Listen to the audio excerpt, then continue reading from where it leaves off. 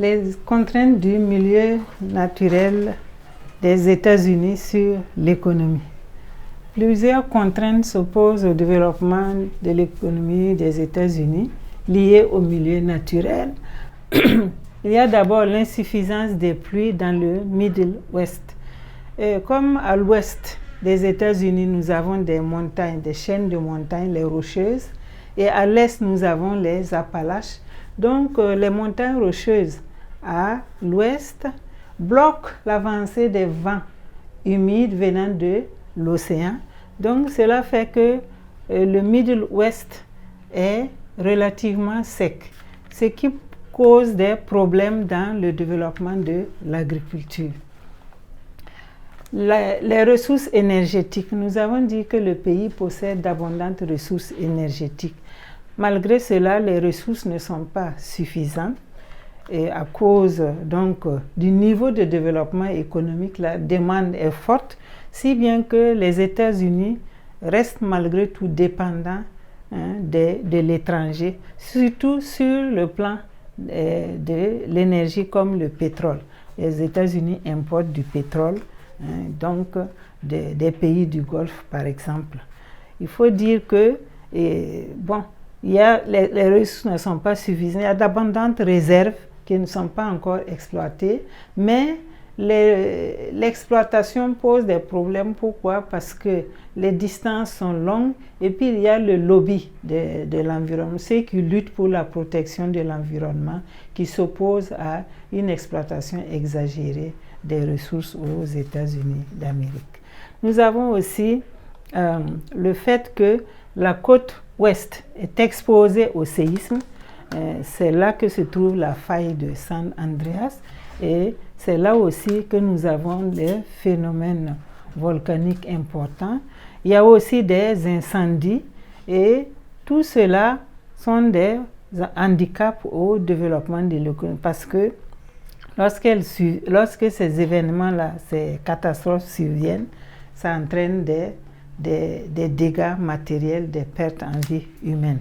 Surtout les incendies, ça c'est fréquent. Chaque année, il y a des incendies dans la partie ouest des États-Unis d'Amérique. Et cela entraîne des destructions de biens, des maisons, des champs agricoles. Tout cela constitue des pertes pour l'économie des États-Unis d'Amérique.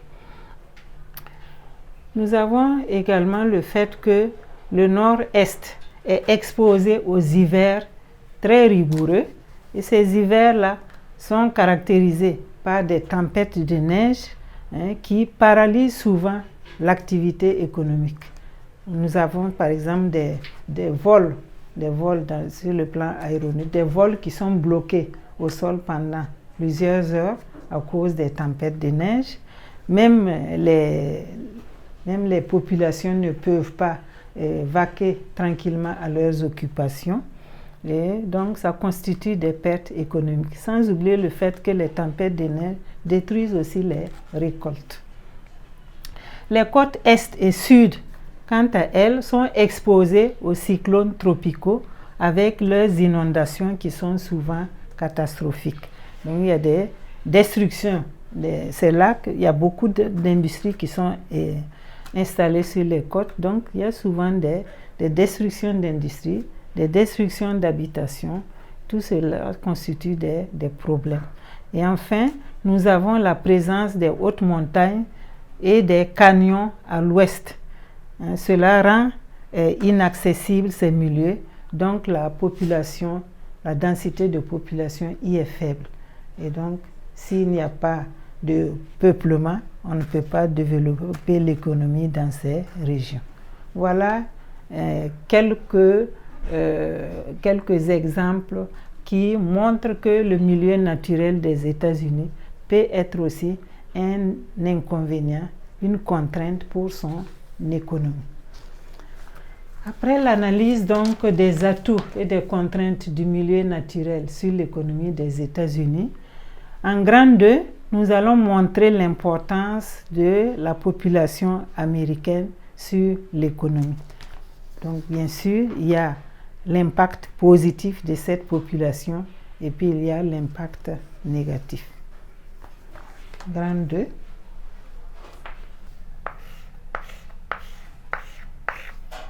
Importance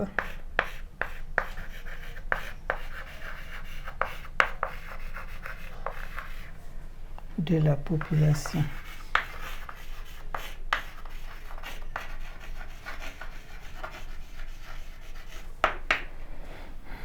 Des États-Unis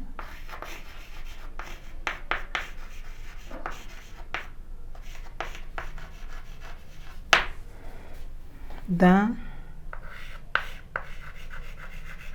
le développement économique.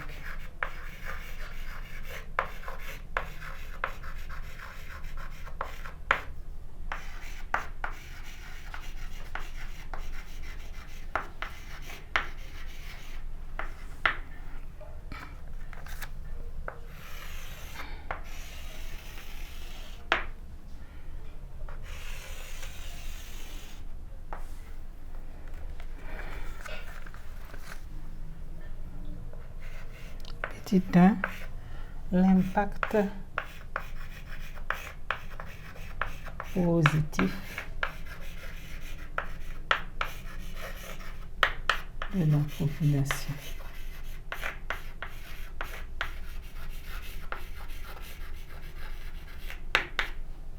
Sur le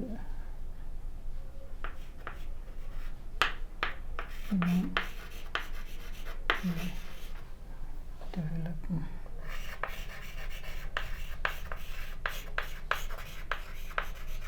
L'impact positif de la population dans le développement économique.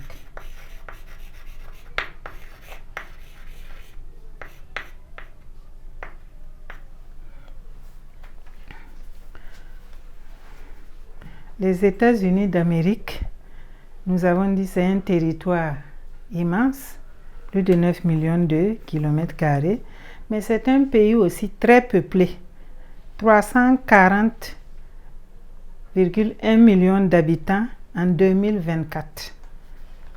Selon les statistiques, c'est le 3e pays le plus peuplé du monde.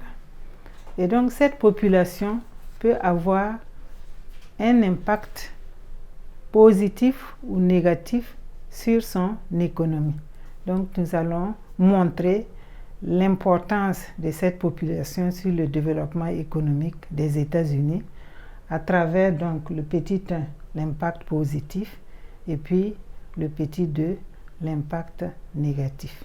Petit 1, l'impact positif.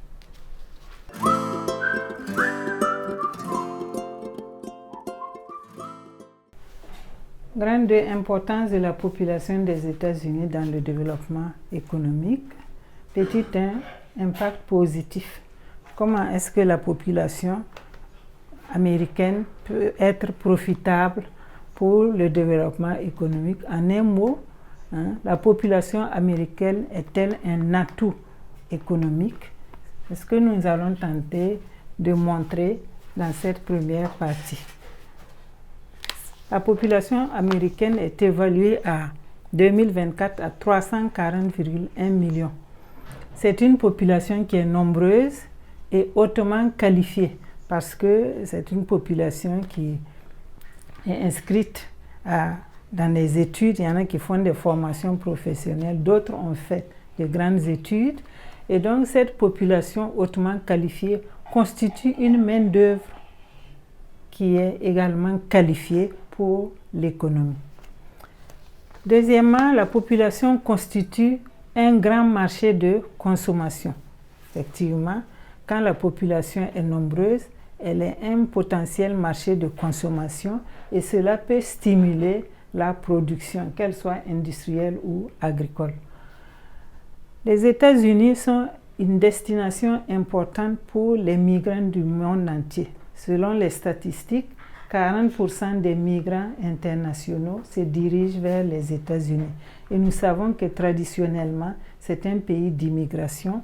Et cette population immigrée, qui viennent de l'Afrique, de l'Asie en particulier, constitue une source de main-d'œuvre nombreuse, dynamique et moins chère pour l'économie de ce pays.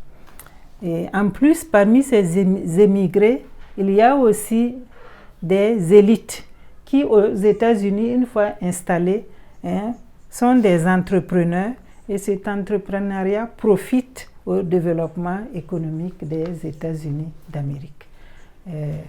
Voilà ce que nous pouvons dire sur l'importance de la population sur le développement économique des États-Unis d'Amérique. Si la population constitue un atout économique, elle peut être aussi une contrainte. Et dans quelle mesure la population peut être une contrainte pour le développement? Nous allons le voir en petit 2, l'impact négatif.